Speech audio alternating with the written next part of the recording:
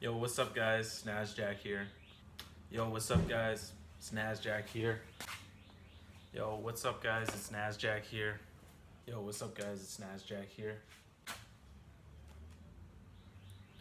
So I just saw an interview with the CEO of ConAgra on Jim Cramer's Mad Money show. I really liked what he was talking about. First off, the CEO is Sean Connolly, and he's been CEO since April 2015. He's got a BA in economics from Vanderbilt, and he has an MBA in general management from the University of Texas, Austin. He worked at Procter & Gamble, Hillshire, and Campbell's before. And on the website bio, on ConAgra's website, he specifically says that he's in charge of innovation and execution. We're trying to simultaneously be a lean company and an innovative company. Are executing one of the most significant transformations, and central to our transformation is the innovation agenda by way of innovation. So that's his forte. And with 55 brands, it's a significant undertaking. So now we're in the third year of this transformation. You can see we've got real traction. We've got things like Marie Callender Delights coming out next year. It's all about comfort food. But guess what? Some people in the house want comfort with a bit of a healthy twist. We consider that to be comfort with a conscience, and we're excited to get it into the market. And so what he's really done is he's looked at advertising and marketing to millennials. A lot. Because that's what today's younger consumers want. Millennial parents, for millennials, We've got it growing again, driven by millennials. particularly with millennials. Younger consumers love it, and yeah, it's simple. Young consumers. And that's what I really like about the company. Our focus was on frozen foods because we believe frozen foods fit a millennial lifestyle. So the reason they're focusing on frozen foods, on healthy frozen foods, is because they believe that millennial shoppers don't know if they're going to go out and get beer and buffalo wings or if they're going to stay in and cook a quick meal. So it's good to have that option always in your fridge, which I've definitely found that to be true when I've been working like 12-hour days. Sometimes I do want to go out, but sometimes I'm like, I've already made plans and I'm definitely not going to live up to those plans. First things that's appealing about frozen is that millennials are the first generation, perhaps ever, that are making less money than their parents. So they have to have good value in order to make their household balance sheet work. The other thing we learned is that when they have children, their consumption of frozen food increases by 25%. And then as those children age and become 6 and older, it jumps another 26% from there. And why we're excited about that is today, millennial parents, only 32% of them have children who are age 6 and older. So that means we've got years of runway here if we keep the pedal to the metal with our innovation agenda. Frozen food used to be around 88 cents per meal, but Sean Connolly has noticed that millennials will pay $4 for a latte. So I'm not going to pay 88 cents for a meal that's supposed to give me all my nutrition, right?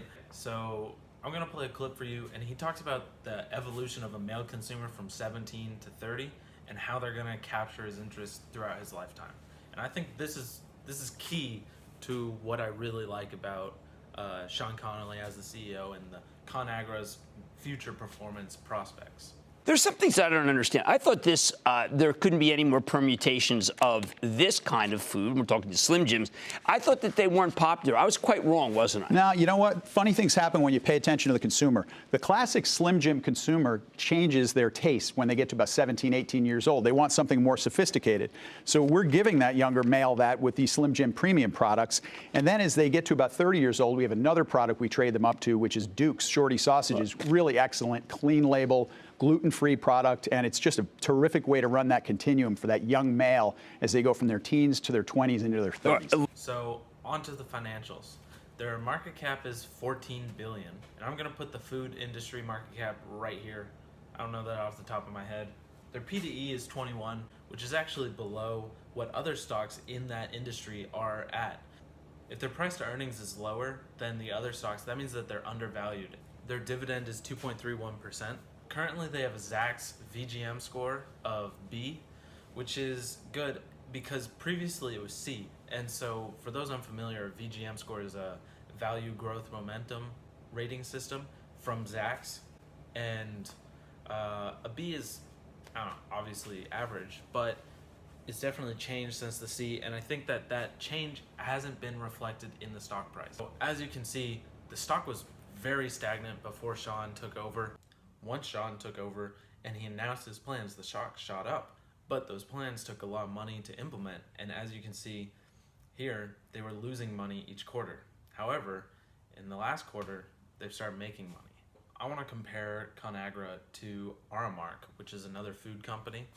And here's the graph of ConAgra, and this orange line is tracked to the food industry, and this one is Aramark. So as you can see, Aramark is way outperforming the food industry, while ConAgra has been tracking it for the most part.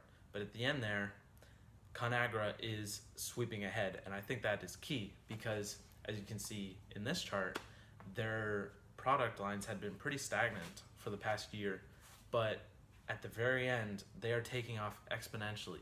And I think that's because the consumer is finally realizing, oh, I like this product, I'm gonna use it, and I'm keep buying it, and they're attracting new customers. Last question, obviously today, trade on everybody's mind. Is China going to shut you out? Would it mean anything? And alternatively, how about corporate taxes? Has that been good for your bottom line? Well, this is breaking news on the trade piece. We import some steel. I don't think it's a big deal for us, but let's see how the dust settles there before we get too far into that. In terms of taxes, we're going to benefit to the tune of $120 million a year. Found money. We've got a balanced capital allocation philosophy. We'll continue to have that. We'll invest back in the business. We do pay a healthy dividend. We buy back shares. And, of course, M&A is on our agenda as well. Well, it's been a remarkable turn. It's just the kind of stock that people should be warming up to. Okay, so that's my thoughts on ConAgra. Like, comment, and subscribe. And tell me what you want to hear in my next video. Let me know if you want more technical or more product-oriented. If you have a specific stock you want me to talk about and do research for it, let me know. Until next time. So had the industry done that 5-6 years ago, we probably wouldn't have seen frozen fall into a sluggish space. It did, but ConAgra is driving growth into the frozen set again, and we're just getting warmed up.